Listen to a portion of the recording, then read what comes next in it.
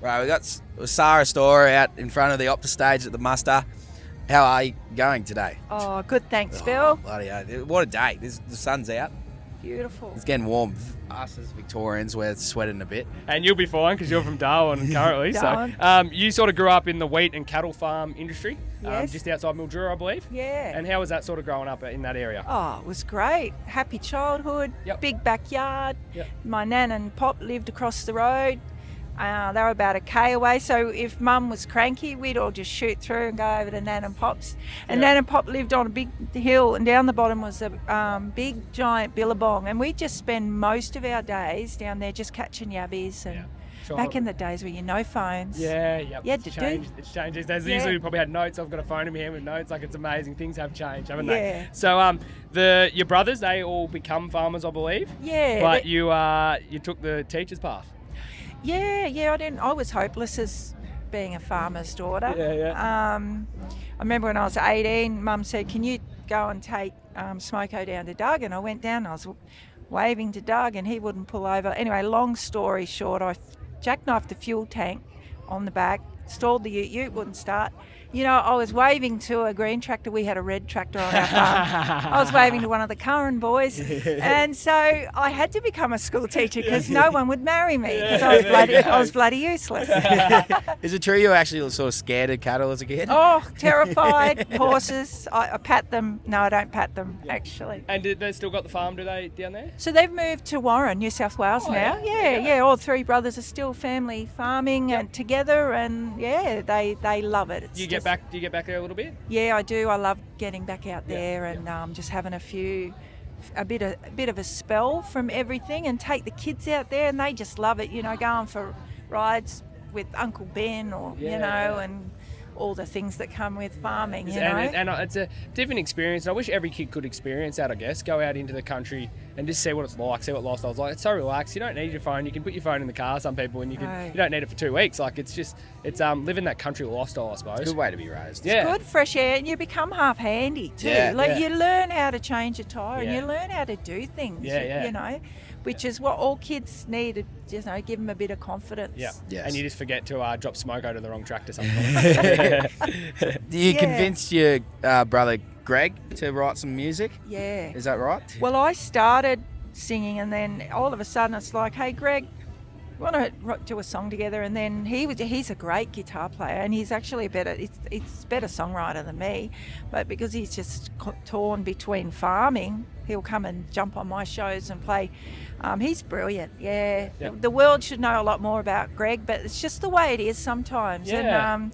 And he's having a bit of a year off this year, doing some other things, but I'll eventually get him back. Might raise his pay or something. I'll give him 2 slabs a year instead of 1.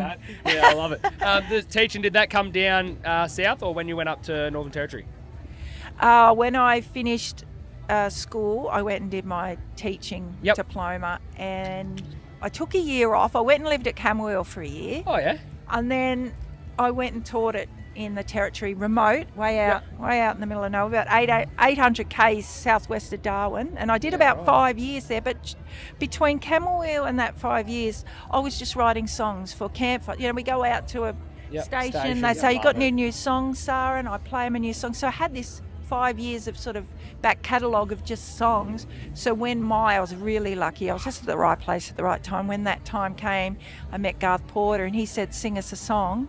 And I had an album ready to go, and I ended up resigning and going and was in his studio recording Chasing Buffalo like 25 years ago. That's amazing. And now we're here at Gympie. Well, I thought if no one buys it, doesn't matter, I'll just go back teaching. But Yep. you silly buggers went and bought my album, so I'm still here. Yeah. And living in Northern Territory, when did you move up to the NT? I've lived in the NT 3 times now, initially, and then I met Dave, and we had 3 of our boys there, and then we left for a little while. We went and had 6 years in Albury. Had Joe there, my last boy, and then now we're back up in Darwin. So we've been back there about 6 years. We keep. It's just, I don't know what pulls us back in there. But it's a great It's place, a as you know. You've it's been just up a there. lifestyle, I think. It's just it's an amazing place to be. And anyone that hasn't been to the Northern Territory, let alone Darwin and stuff, I tell everyone go. And once they go, that is real. I love it. Bill went up to Crackaday last year. Last year up for NT Day. Wild. Yeah. Great, isn't it? No, Yeah. it's an awesome place to be. Yeah. So you mentioned you got 4 boys. Yes. They wild country boys. They're pretty wild. Yeah. We got one in particular keeps us on There's our always toes. one. I could do a whole show on him. Yeah.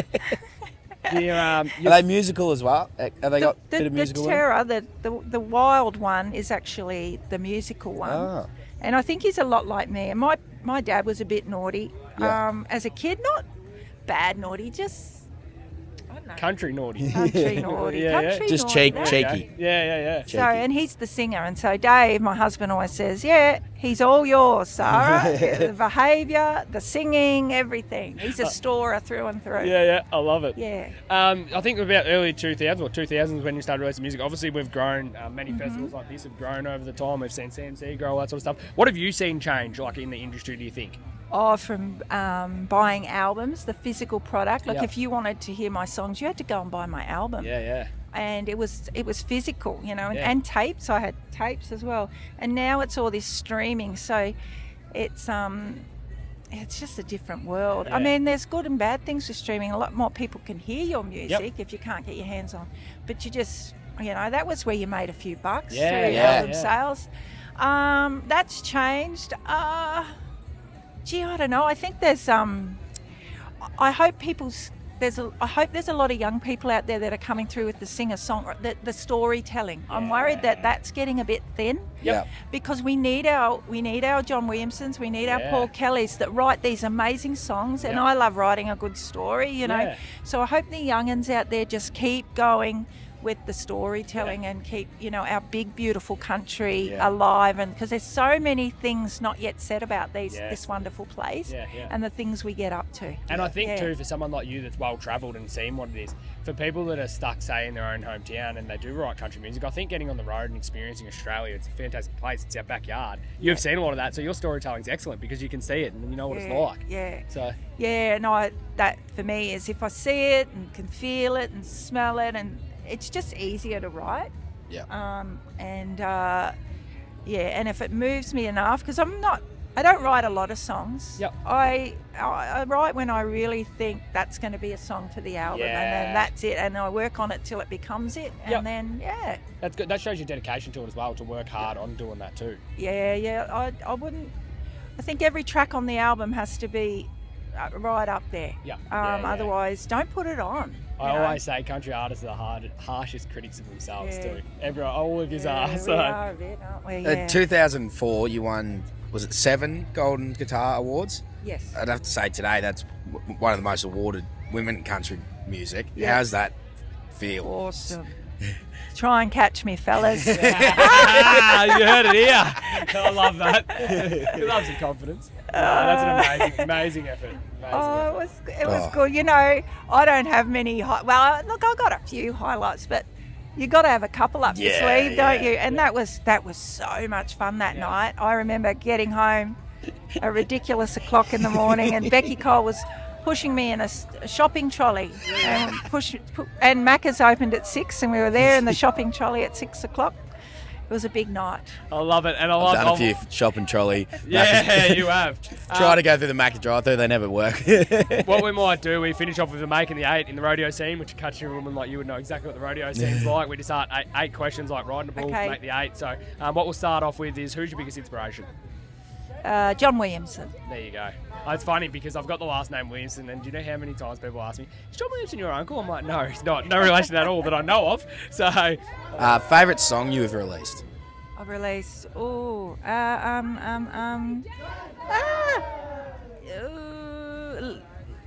Layers. There you go. Biggest phobia? Spiders. Spiders? That's a common one, spiders. With US artists and Australians, which is, you would think Australians would like everything that's in their backyard, but we definitely don't, do we? It's either snakes or spiders, but spiders top it for me. You'd have a different output of snakes being in the NT as well, like Darwin and all those sort of places. Oh, yeah, and only a couple of weeks ago I had one about inside the house about a metre from me, reared up, like looking at me. And the ham sandwich and the mobile phone went up in the air, and I ran for a couple of miles. I didn't look back. Yeah, right. Python, or what was it? Well, I thought it was a brown snake. It had that look. Oh. But it was a green tree snake. There you But they go. do change colour. And he was angry thing. Yep. Yeah. Haven't been back home since.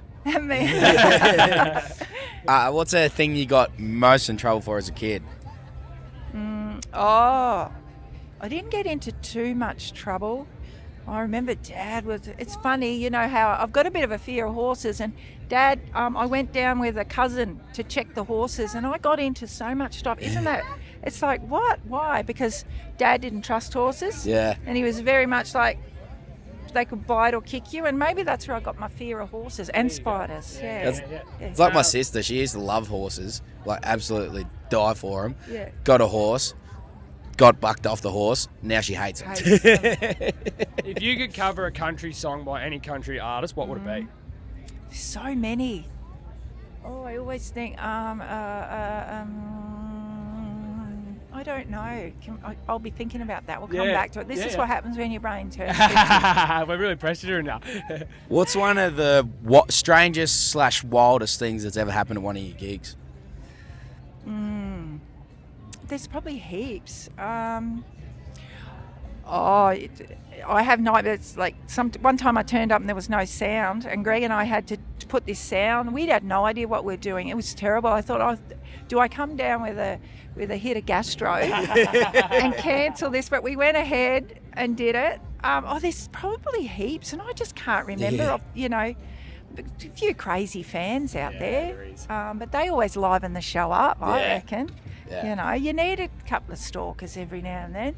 We are crazy as Australians. Yeah, that's it. What was the moment you knew you wanted to be a country artist? I guess I always dreamt.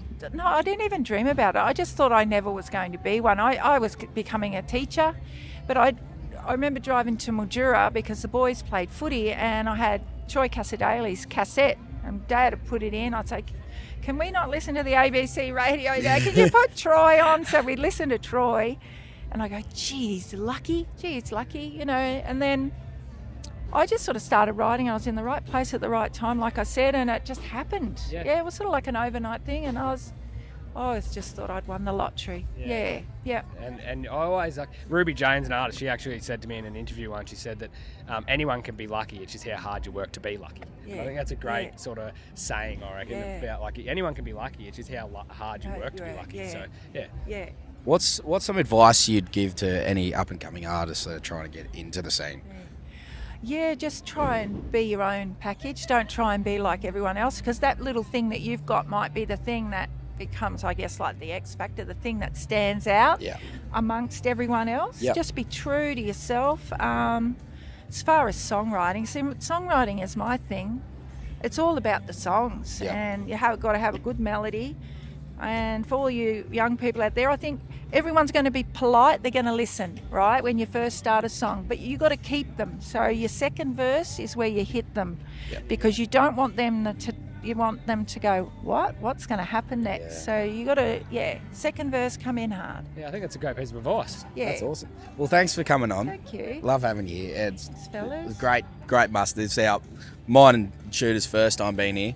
Very And lucky. We're loving it already. Yeah, you're going to have a ball. We Yeah. hope you have a great Gympie muster, and we'll probably catch up again along the way somewhere. I'm sure we're lucky enough Thank to catch you. up with plenty of artists after we do one interview. It's sort of everyone becomes in our friend circle, we say. So Yeah. might have to come to the NT. You have to. Thanks, Shooter. Thanks, Bill. Thank you very Awesome. much. Thanks for coming on. Thank you.